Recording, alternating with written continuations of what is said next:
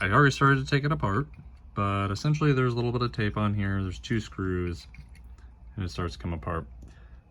This actually does work. Currently it did. Let's see if the flashlight aspect of it, oh, maybe the switch doesn't work anymore. Anyways, it was working. The taser aspect of it stopped working, which essentially there's just 2 wires in here.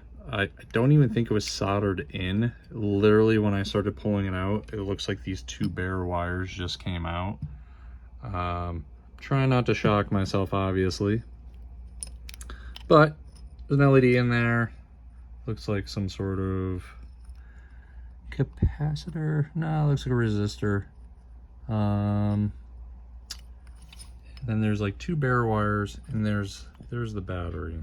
Battery looks like 4 AAAs kind of all soldered together. I'm gonna pull this out, kind of see what.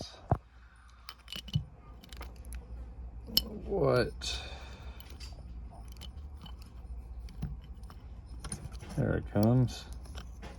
Yeah, look at that. 4 AAAs that are kind of extended together. They're 2500 milliwatt hour, which is not very powerful.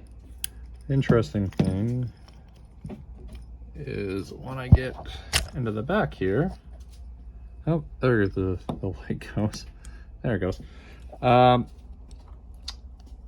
So in the back here, the charging unit in terms of capacitor, and there's a larger capacitor in here, which I think is for the finagling. There was a clip that kind of held everything together internally. Essentially, when I was pulling it apart, it seems like there's a switch issue. When I put it in the center position now, it's actually working, so something's actually working.